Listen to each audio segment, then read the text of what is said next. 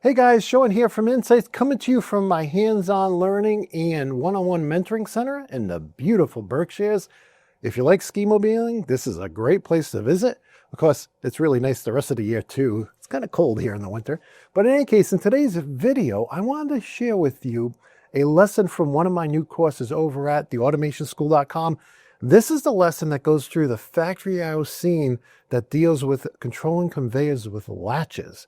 And if you enjoy this lesson, then please stick around after the video and I will tell you how you can save 10, 20, or even 100% off these new courses.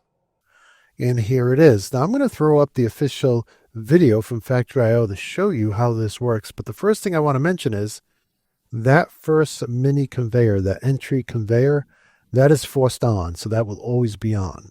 And the goal of this scene is that when sensor A, when that beam is broken and that sensor goes off by the box moving in front of it, or in this case, this is called a stackable box, I call it a bin, moving in front of it, then we are to start the main conveyor. Now, this is a latch on or set command because as the bin is going down the conveyor, sensor A is going to come back on, and we don't want the bin to stop halfway down the conveyor.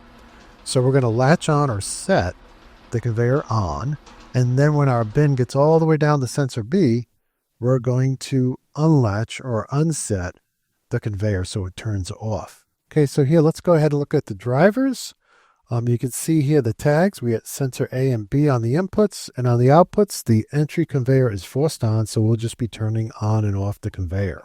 So in the following optional exercise, I'm going to ask you to go ahead and sketch out what you think this program will look like.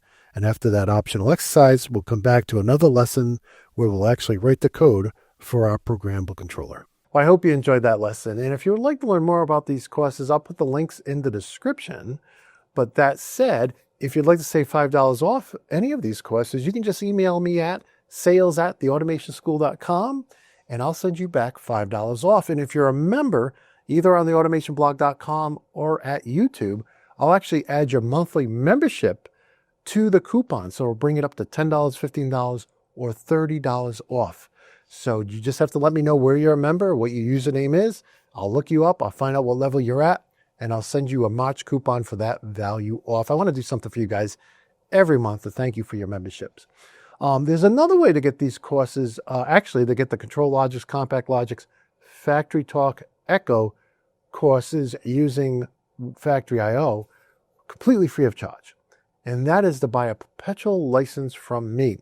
So I've been a Factory I/O reseller for many years, and if you buy it from me, it's the same price as it is on factoryio.com, except that they list theirs in euros, which is a little bit, looks a little less, but it's a little bit more in US dollars. In any case, I sell it for the same actual price as they do in USD, and I include the Compact Logics, Control Logics, Factory Talk Echo version of my Factory I/O course with it free of charge. So if you're looking to get a perpetual license, you don't want to do the month-to-month, then you can get the course for free as well.